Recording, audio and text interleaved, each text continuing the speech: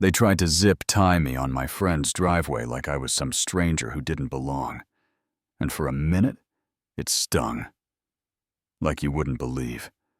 But the thing they didn't know, I'm a police captain 20 years in, and I've seen every shade of fake authority a long Saturday can throw at you. You know what I mean. It started simple casserole, sliding on the passenger seat sweater over a plain T-gate at Sycamore Gates, swinging open. After my friend Monica buzzed me in. Porch lights. Warm kids' bikes tipped against garage walls. That quiet neighborhood feeling that tells you to exhale, and then two men stepped from behind a parked SUV, like they'd been waiting for their cue, tactical vests with crooked Velcro patches that said, "Community Patrol, no badges, no unit, just big flashlights, and a roll of zip ties that looked more Halloween than law." The tall one planted his boots and announced himself like the street belonged to his voice. "Ma'am, private property ID." Now, while the jumpy one flexed the plastic tie so it snapped in the air, a cheap little thunderclap meant to scare me into falling in line. And yeah, I've had lies thrown at me in 100 shapes, but real authority has a weight to it, a steadiness. And these guys were all costume and no spine. I kept my cadence slow because tempo is power. When people want a show, told them calmly. I was visiting my friend, pointed to the door, offered to walk them up so Monica could vouch. And the tall one smirked like he was collecting trophies that people like you always say that hand over your ID, or we detain you until real officers arrive. And that phrase, people like you, hit the way a stone hits water. Small splash up front, deep ripples underneath. Curtains shifted. A dog walker paused mid-step. A woman lifted her phone. The way folks do when they know something's off. But hope the camera will be enough courage. And I thought about flashing my badge right then. Just ending it. But out of uniform, that play turns into a trap. Suddenly, She tried to pass herself off as a cop, and the whole night gets rewritten like a cheap script. So I held the line, said, "You're not law enforcement. You don't have the authority to detain me." And the jumpy one laughed, like a boy. Daring himself moved in with the zip tie. I slipped my shoulder and he stumbled. Caught himself. Red and huffy, shouted. She assaulted me like he'd rehearsed in the mirror. And the tall one jabbed a finger close enough to fog my breath. "That's it. Citizen's arrest, hands out." And I almost laughed. That term is narrower than folks think. You'd better be right on the law, or you're the one in cuffs. I told him no. Plain. And even. But he grabbed anyway. Plastic. Scraping my wrist. The other one pinned my arm. The crowd murmured. The woman with the phone stepped closer, hey? "She's a guest, back off." And then I felt the first tie tighten, an insult that burns more than it hurts. And the second, click, sealed the humiliation. That happened. I lifted my chin, looked them in the eyes. Told them they'd crossed a line. They couldn't walk back. And they grinned like villains in a high school play. "No, lady. You crossed the line when you walked into this neighborhood without permission." And the whole cul-de-sac flinched like they'd tasted the truth. They didn't want to admit. The dog walker finally pulled out his phone, and under all that porch light quiet, a thin siren started to climb the street. The patrol car rolled in like reality, putting its boots down on headlights, sweeping faces and lingering on mine. Wrists bound, posture, steady, voice ready. And the tall Deputy Alvarez took one look and asked if I was okay, while the tall vest tried to wedge his body between us. "We've got it handled. She's trespassing." And the jumpy one piled on. She resisted. Standard protocol, all confidence, and no facts. So I let my name carry clean. I am Captain Tasha Reed, Riverton Police Department badge 5187. You have restrained a peace officer without cause, and the street did that soft gasp people do when the coin they've been watching turns out to be behind their ear. Alvarez moved fast. Knife flick plastic falling helped me to my feet with that tight jaw that tells you he's angry at the circus, not at you, and he turned on the two vests.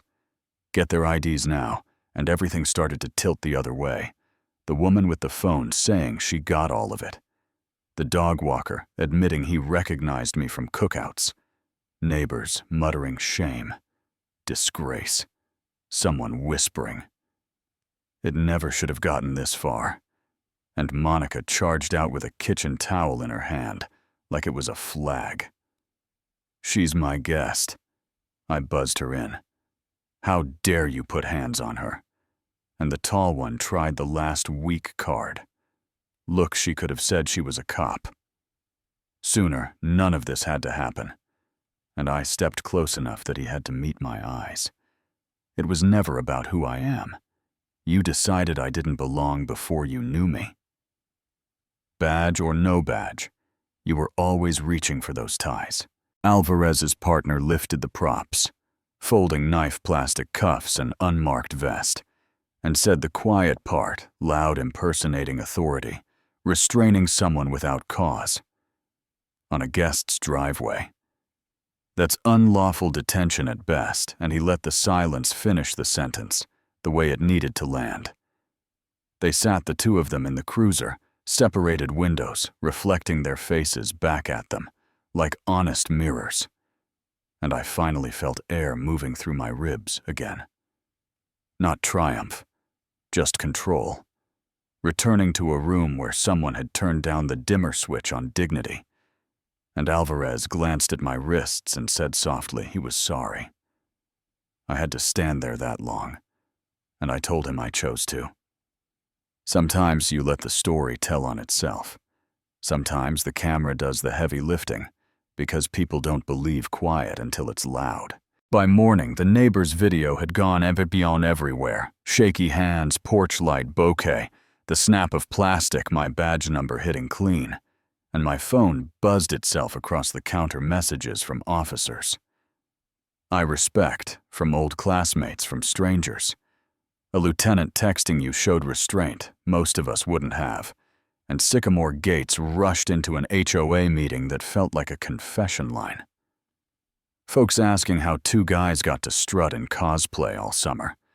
Others admitting they looked away because it was easier to pretend safety came from a vest than to ask what real protection looks like. The DA's office started using words in official sentences that hit heavy. Impersonation, unlawful restraint, false imprisonment, and the men lost their jobs like dominoes falling on pride. Their accounts went private. And if this were a neat revenge story, I'd tell you it felt good in a clean way. But the truth is more complicated.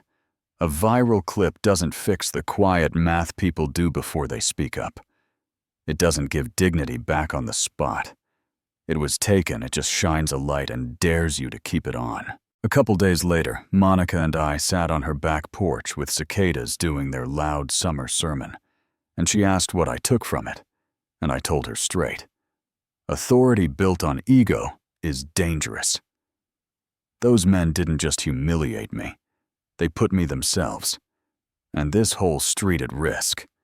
And the saddest part is how many of us, dog walker lady with the phone me you, make that calculation to stay quiet and hope someone else will step first. And she said you showed them how to confront it. Calm, firm, unshaken. And I gave her a small smile. I didn't entirely feel, because it shouldn't take a captain to stop a fantasy.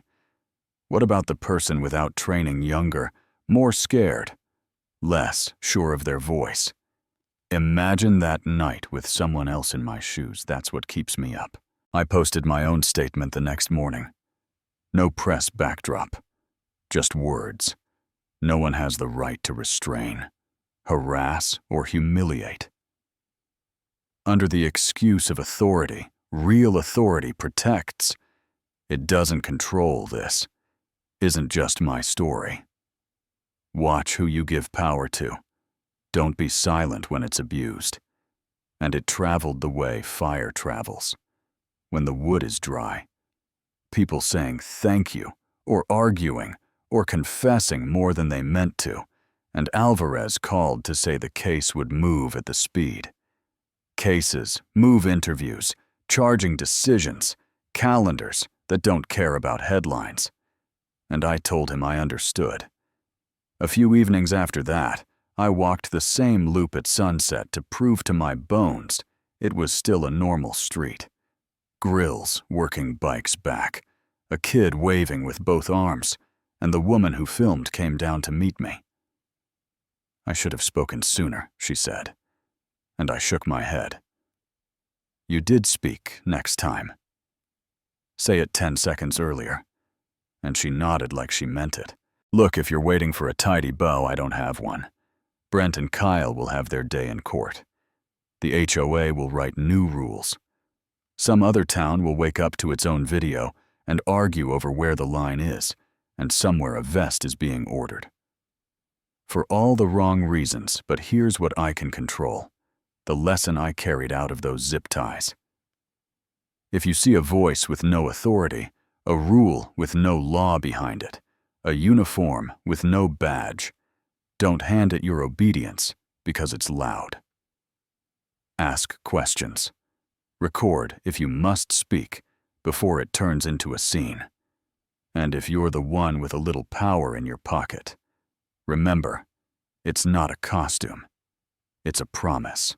If you made it to the end, tell me straight in the comments, were those two just overzealous neighbors trying to keep folks safe, or something more dangerous hiding in plain sight?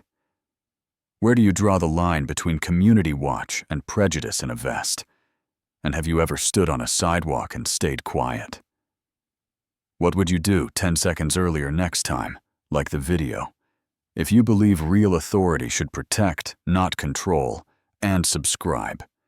If you want more stories told, the way life hands them out, messy, human, unafraid.